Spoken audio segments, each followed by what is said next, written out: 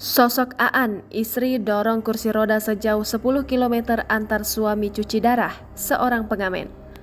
Sosok Aan Diniati, seorang istri di Brebes, Jawa Tengah yang rela mendorong kursi roda sejauh 10 km mengantar sang suami cuci darah.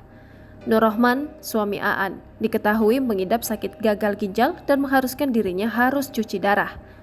Menurut pihak Kepala Dusun 1 Desa Kertabesuki, Didi Suwandi, keluarga Aan tergolong warga miskin. Aan sehari-hari adalah seorang pengamen jalanan untuk bertahan hidup.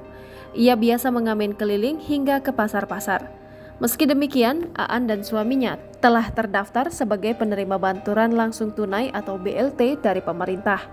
Selain itu juga sebagai peserta Jaminan Kesehatan Nasional sebagai penerima bantuan iuran. Kepesertaan BPJS Kesehatan itu yang digunakan Nur Rohman untuk berobat gratis ke rumah sakit.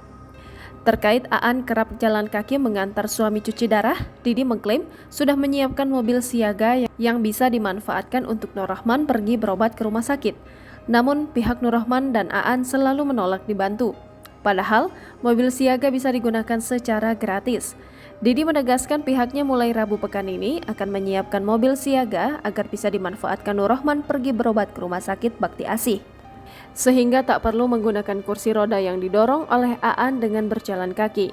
Bahkan jika tetap menggunakan kursi roda, aparat desa siap mendorong dengan berjalan kaki. Jangan lupa subscribe, share, komen, dan like ya!